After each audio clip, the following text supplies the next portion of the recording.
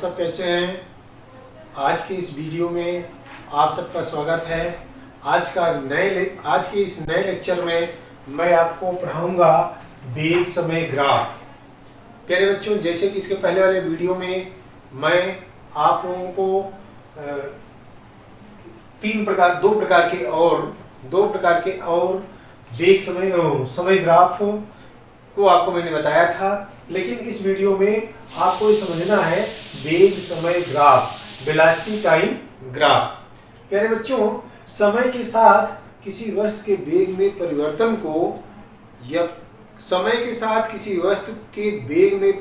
को वेग समय ग्राफ द्वारा व्यक्त किया जाता है। जैसे कि आप जानते हैं कि त्वरण की परिभाषा होती है कि एकांक समय में किसी वस्तु के वेग में हुई परिवर्तन को ही हम त्वरण कहते हैं। तो प्यारे बच्चों, यहाँ जब हम वेग लेंगे और वेग के साथ साथ हम समयांतराल लेंगे तो यह वेग समय ग्राफ प्राप्त होगा। अर्थात आप कह सकते हैं कि समय के साथ किसी वस्तु के वेग में परिवर्तन को वेग समय ग्राफ द्वारा व्यक्त किया जाता है। इसके लिए हम दो अक्ष लेंगे ग्राफ पेपर पर, x अक्ष और y अक्ष। x अक्ष पर हम समय को प्रदर्शित करेंगे और y अक्ष पर हम वेग को प्रदर्शित करेंगे। अब यहाँ एक पैमाना ले लेंगे कि माना एक बड़ा खाना बराबर 5 सेकेंड x अक्ष पर, इसी प्रकार y अक्ष पर एक बड़ा खाना बराबर 10 मीटर प्रति सेकेंड। इस प्रकार से इसको निरूपित करने के लिए, क्योंकि जैसे इसे जब हम निरूपित करेंगे तो ये निम्न 3 भागों में बांटा जा सकता है इसको। पहला, जब कोई वस्तु एक समान वेग से गतिशील हो। दूसरा, जब कोई वस्तु एक समान त्वरण से गतिशील हो। तीसरा, जब कोई वस्तु असमान त्वरण से गतिशील हो। अब यहाँ ध्यान से समझना है कि जब किसी वस्तु का वेग समान होगा तो उसे हम असमान त्वरण भी कह सकते हैं। अर्थात इसके 3 भाग ये हो सकते हैं कि जब कोई वस्तु असमान त्वरण से गतिशील हो। नंबर 2, जब कोई वस्तु समान त्वरण से गतिशील हो ना। तो इस तरह से इसे हम भिन्न भिन्न भागों में विभाजित कर सकते हैं।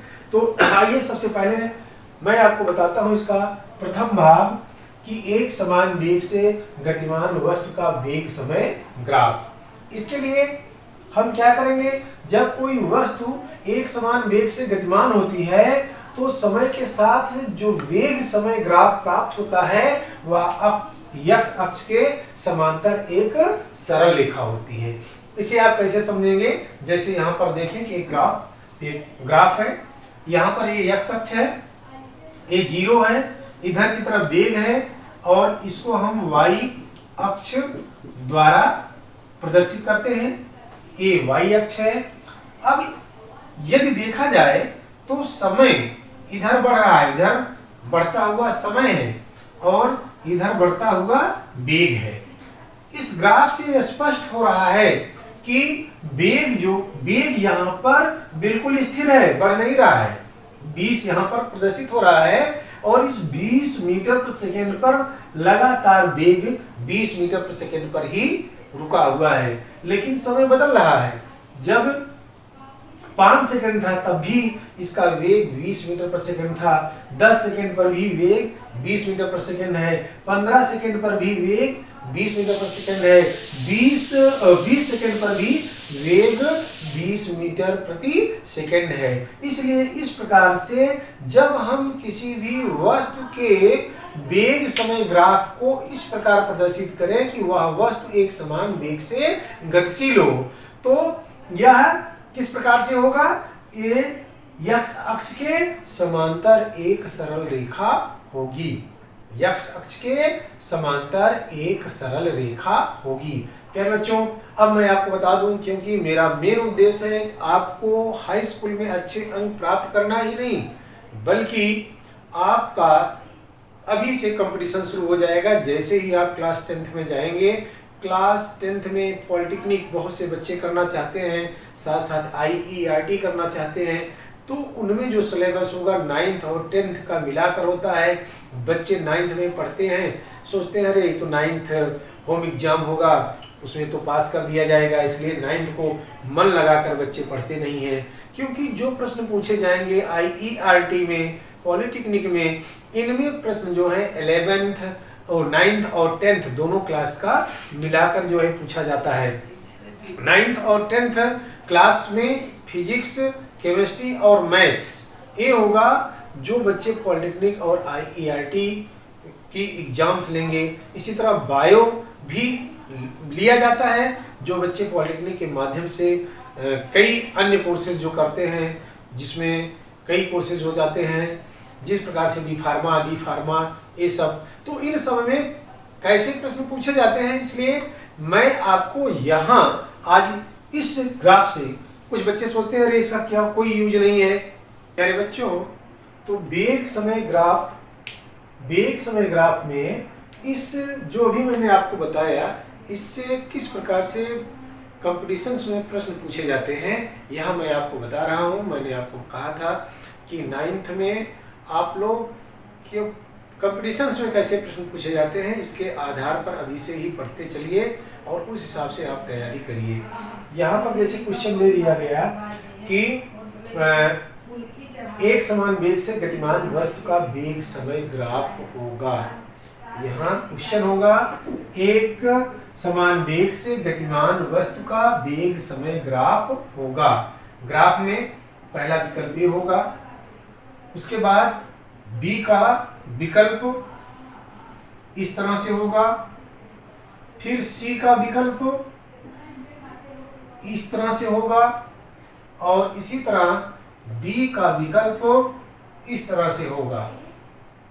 अब ध्यान से देखें आप, यहाँ पर 4 क्वेश्चन पूछा जाएगा। एक समान वेग से गतिमान वस्तु का वेग समय ग्राफ होगा।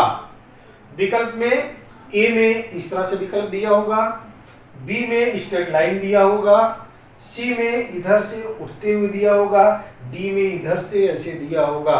प्यारे बच्चों, यहाँ न तो कोई सूत्र लगाना है, न तो न्यूमेरिकल हल करना है। जो बच्चे ध्यान से पढ़े होंगे कि एक समान वेग से गतिमान वस्तु का वेग समय ग्राफ x अक्ष के समांतर होता है। अब ध्यान से, कभी कभी ये ग्राफ न दे करके विकल्प में ये लिख दिया जाता है x अक्ष के समांतर होगा। एक सरल रेखा होगी और पहले बहुत तेजी से ग्राफ बढ़ेगा फिर घटेगा, पहले ग्राफ धीरे धीरे बढ़ेगा फिर घटेगा फिर बढ़ेगा। तो इस तरह से लिखा भी जा सकता है।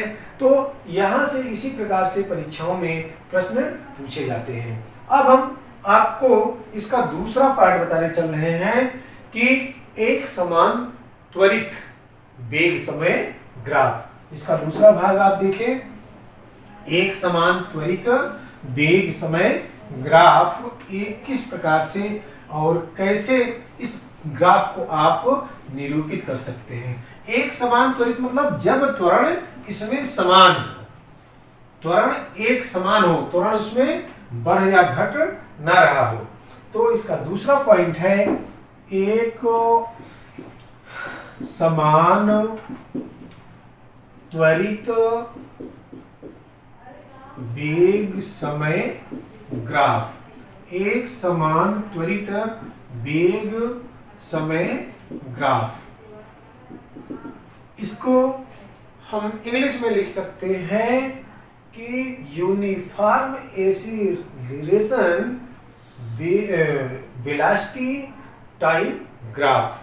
अब देखिए, एक समान त्वरित वेग समय ग्राफ क्या है, इसे आप किस प्रकार से प्रदर्शित करेंगे।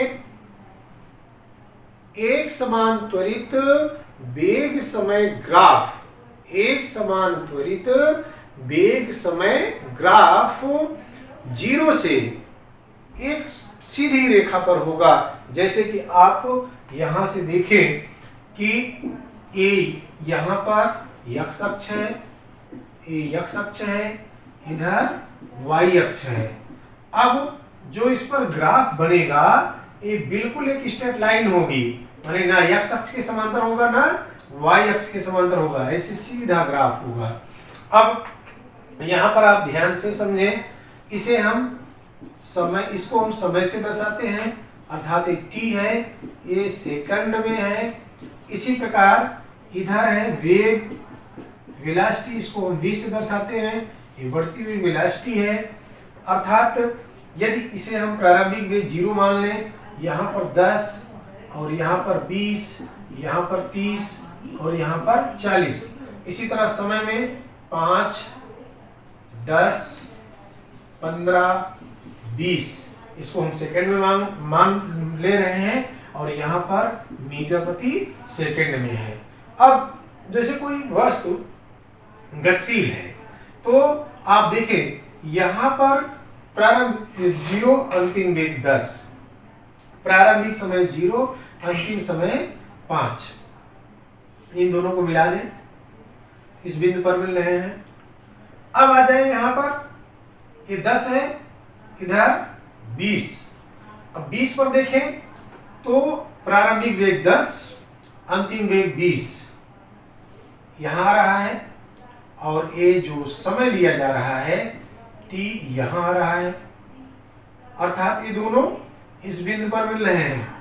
इसी तरह जब हम 30 पर आएंगे तो यहाँ से ग्राफ को आगे बढ़ाएंगे तो ये इस बिंदु पर आएगा, अर्थात यहाँ पर आएगा। इसी तरह जब हम 40 पर आएंगे तो इस बिंदु पर आएगा। अब यहाँ पर जब हम सूत्र लगाएंगे त्वरण बराबर, क्योंकि एक समान त्वरित, त्वरण बराबर वेग परिवर्तन बटे समयांतराल, वेग परिवर्तन बटे समयांतराल। अब यहाँ आप ध्यान से समझें, पहले इसके कई बिंदु ले लें, ए बिंदु, बी बिंदु, सी बिंदु, डी बिंदु। ए बिंदु, बी बिंदु, सी बिंदु, डी बिंदु, इन सभी बिंदुओं पर जब वेग समान होगा, त्वरण समान होगा, तभी हम इसको कह सकते हैं एक समान या एक समान त्वरित वेग समय ग्राफ। अब देखिए इस सूत्र के माध्यम से सबसे पहले हम लेंगे ए बिंदु पर त्वरण। आइए देखते हैं हम ए बिंदु पर त्वरण सूत्र के माध्यम से। यहाँ पर हो जाएगा v2 माइनस v1 अपान t2 माइनस t1। अब v2 कितना है 10, v1 यहाँ पर कितना है -0, t2 कितना है 5, t1 कितना है 0, 10/5 बराबर 2 मीटर प्रति सेकेंड स्क्वायर, ए बिंदु पर त्वरण। इसी प्रकार हम यहाँ लेंगे बी बिंदु पर त्वरण, बी बिंदु पर वही v2 माइनस v1।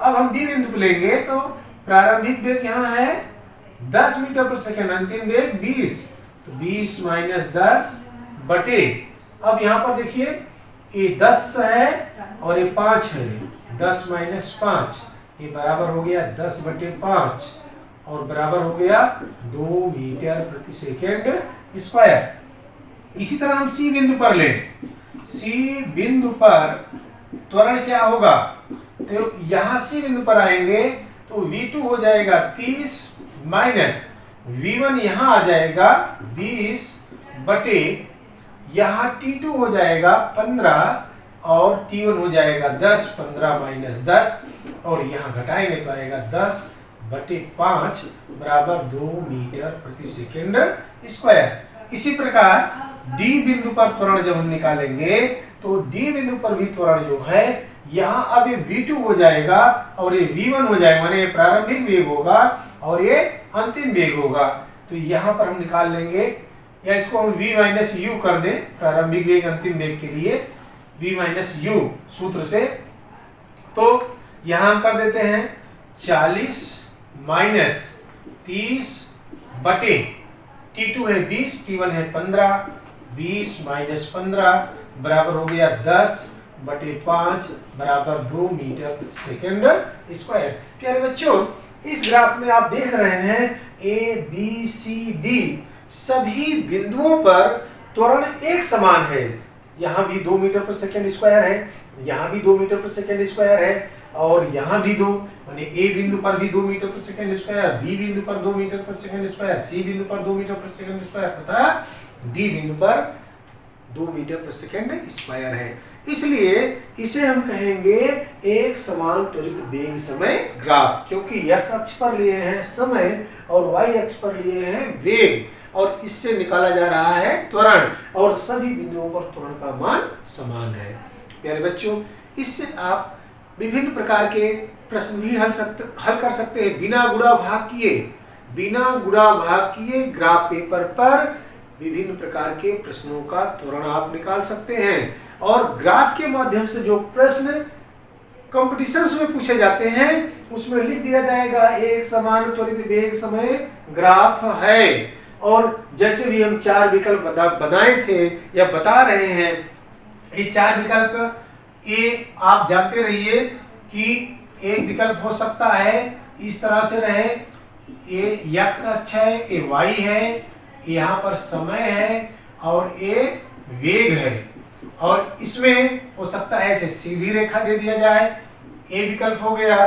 बी विकल्प में इस तरह सीधी रेखा दे दिया जाए, इसमें समय है और इसमें वेग है। सी विकल्प में जैसे मैंने अभी आपको दिखाया था कि यहाँ पर इस तरह से दे दिया जाए, और डी में इसी तरह ग्राफ बना करके इसमें इस तरह से दे दिया जाए। इस तरह से आपको 4 ग्राफ दे दिया जाए और विकल्प आपको दे दिया जाए ए, बी, सी तथा डी। प्यारे बच्चों, क्वेश्चन क्या होगा कंपटीशन के लिए? क्वेश्चन होगा एक समान त्वरित वेग समय ग्राफ है।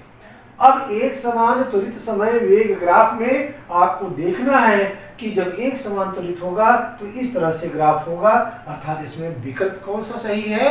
बी सही है। प्यारे बच्चों, पूर्ण विश्वास है आपके समझ में आ गया होगा। आइए अब हम इसके तीसरे प्रकार की चर्चा करते हैं। जब किसी वस्तु का त्वरण असमान हो, माने असमान त्वरण या असमान त्वरित वेग समय ग्राफ। अब हम तीसरा पार्ट इसका ले रहे हैं, असमान त्वरित वेग समय ग्राफ। अब इसे आप ध्यान से समझिए। असमान त्वरित वेग समय ग्राफ को हम किस प्रकार से प्रदर्शित कर सकते हैं? इसके एक बहुत जटिल होता है और कॉम्पिटिशन्स में प्रश्न बहुत अच्छे बन सकते हैं इससे, और इसमें बहुत संदेह बन सकता है कि ये कौन सा विकल्प सही होगा। प्यारे बच्चों, इसे आप बहुत ध्यान से समझेंगे। बहुत महत्वपूर्ण बातें हैं जो आप ध्यान से समझ लेंगे तो आपको जीवन में कभी नहीं भूलेगा। आइए अब हम असमान त्वरित वेग समय ग्राफ तीसरे पार्ट की चर्चा कर रहे हैं। आपको बता रहे हैं असमान त्वरित वेग समय ग्राफ। अब आपको यहां से ध्यान से देखना है और समझना है। इसमें ऐसा ग्राफ, पहले मैं एक ग्राफ आपको बनाकर दिखा दे रहा हूं, उसमें उनके मान रख करके कैसे इनके असमान त्वरण आ रहे हैं। ये असमान त्वरण माने जब त्वरण बराबर ना हो प्रत्येक बिंदुओं पर, उसके बाद इसके कितने ग्राफ बन सकते हैं, मैं उसको बना करके तब इसका बोर्ड में या अन्य कॉम्पिटिशन्स में इस तरह से यहाँ से प्रश्न लिए जा सकते हैं। क्योंकि आजकल कॉम्पिटिशन्स में प्रश्न बहुत घुमाए जाते हैं। प्यारे बच्चों, यहाँ आपको बहुत ही चालाकी के साथ पढ़ाई करना है और समझना है। अब आइए मैं आपको यहाँ बताता हूँ। पहले जैसे एक ग्राफ लिया, ये x अक्ष है और ये y अक्ष है। अब कोई ऐसा ग्राफ ले, जैसे ध्यान दें कि अभी कई बार मैं उन प्रश्नों में लिया था, इस तरह से ग्राफ बन रहा हो। ये प्रारंभिक बिंदु है, यहाँ पर समय है, इधर की ओर बढ़ता हुआ समय जिसे हम t से दर्शाते हैं, और इसका मात्रक यहाँ हम सेकंड लें, और इधर वेग है और इधर की ओर बढ़ता हुआ वेग है, इसका मात्रक होता है मीटर प्रति सेकंड। और अब इन बिंदुओं में यहाँ पर ले 5, 10, 15, 20 या 10, 20, 30 ले सकते हैं। जैसी आपकी इच्छा।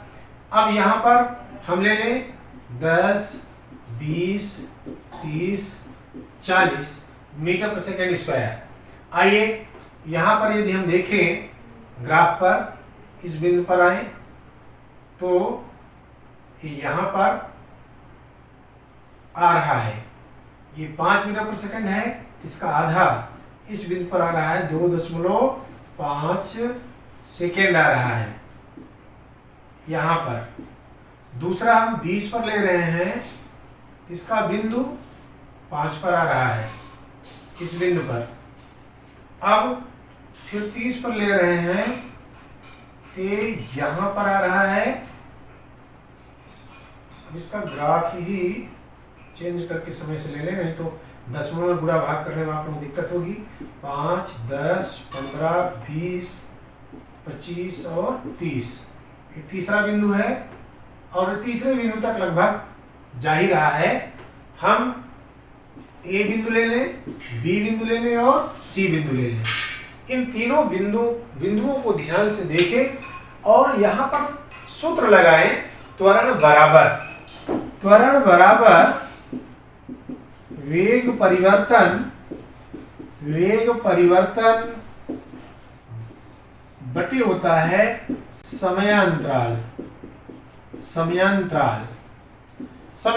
इसके बीच का समयांतराल ए बिंदु के लिए लेंगे और इसके बीच का समयांतराल बी बिंदु के लिए लेंगे, इसके बीच का समयांतराल हम सी बिंदु के लिए लेंगे।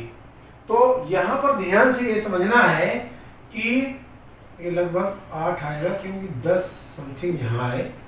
अब इसे ध्यान से समझना है कि क्या ए बिंदु, बी बिंदु, सी बिंदु पर त्वरण समान है। आइए ए बिंदु पर त्वरण इसकी गणना हम कर लेते हैं।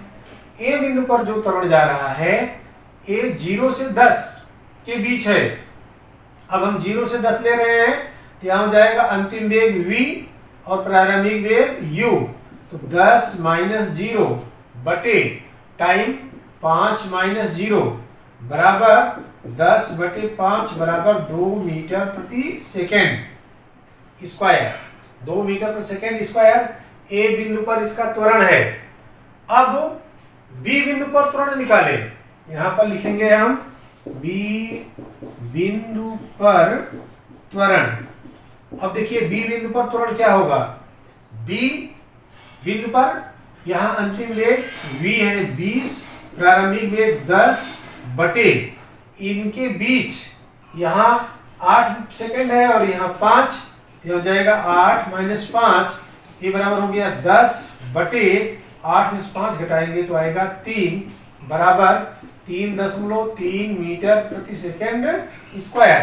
बी बिंदु पर त्वरण बदल गया। अब हम देखते हैं सी बिंदु पर त्वरण। जब हम सी बिंदु पर त्वरण लेंगे तो यहां पर सूत्र वही होगा, वेग परिवर्तन बटे समयांतराल। सी बिंदु पर अंतिम वेग कितना है 30 और प्रारंभिक वेग इसके पहले है 20। 30 - 20 बटे यहां पर अंतिम समय है 20, प्रारंभिक समय है 8। 20 - 8 बराबर हो गया 10 और इसमें से घटाएंगे 20 में 8 तो हो गया 12। अब इसमें हम भाग दे दें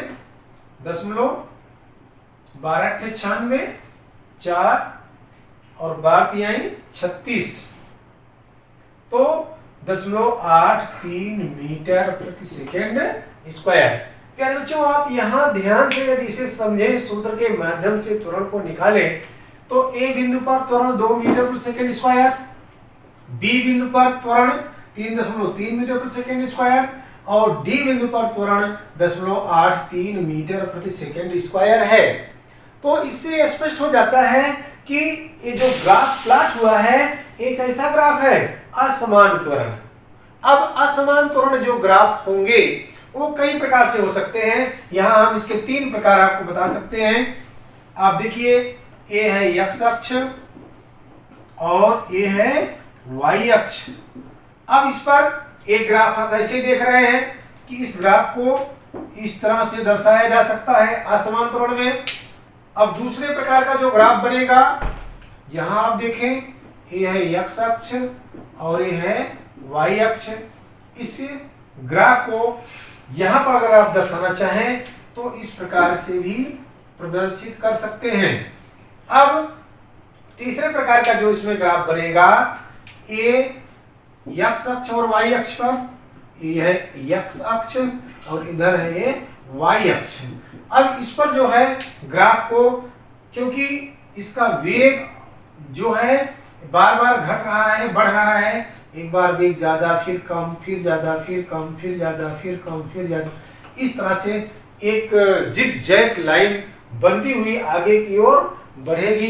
ये भी असमान त्वरण का ही ग्राफ है। प्यारे बच्चों, आप ध्यान दो, बोर्ड परीक्षाओं में या विभिन्न प्रकार के प्रतियोगी परीक्षाओं में यहाँ प्रश्न इससे कैसे पूछा जाएगा, इसे आप ध्यान से समझें। यहाँ पूछा जाएगा असमान त्वरित वेग समय ग्राफ है, असमान त्वरित वेग समय ग्राफ है, और उसके बाद विकल्प दे देगा।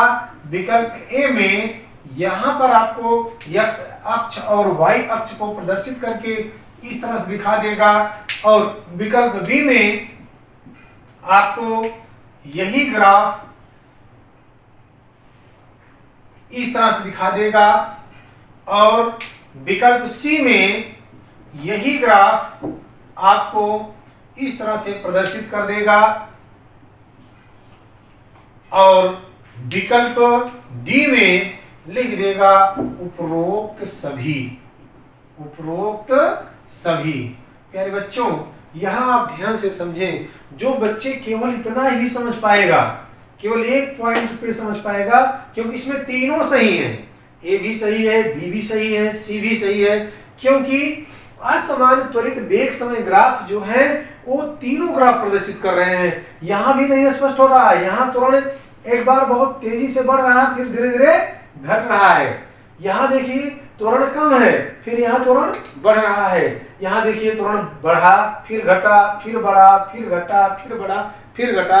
इस तरह से यहाँ पर त्वरण जो है एक समान नहीं है, असमान है, इसलिए इसमें तीनों विकल्प सही होंगे, और यहाँ जो सही विकल्प, सही उत्तर होगा, उपरोक्त सभी होंगे। प्यारे बच्चों, इसी तरह से विभिन्न प्रकार के प्रतियोगी परीक्षाओं में प्रश्न पूछे जाते हैं, और जब बच्चे अचानक पेपर देखते हैं तो उनके समझ में आता, करे 9 के कोर्स में तो कहीं है ही नहीं है, तो कोर्स वही है, त्वरण क्या है, असमान त्वरण क्या है, क्योंकि मैंने इसी पार्ट में त्वरण के 4 प्रकार मैंने आपको बताया है, और उन चारों प्रकार के ग्राफ अलग अलग होंगे। तो इस तरह से इसे समझना बहुत ही जरूरी होगा। मुझे पूर्ण विश्वास है कि आपके समझ में आया होगा। यदि आपकी कोई दिक्कत हो, आपके समझ में ना आया हो, तो कमेंट के माध्यम से आप फिर से मुझसे पूछ सकते हैं, और यदि टॉपिक आपको समझ में आ जाए, अर्थात आपको अच्छा लगे, तो मेरे चैनल को जरूर लाइक और सब्सक्राइब करिएगा। आज के वीडियो में सिर्फ इतना ही। धन्यवाद।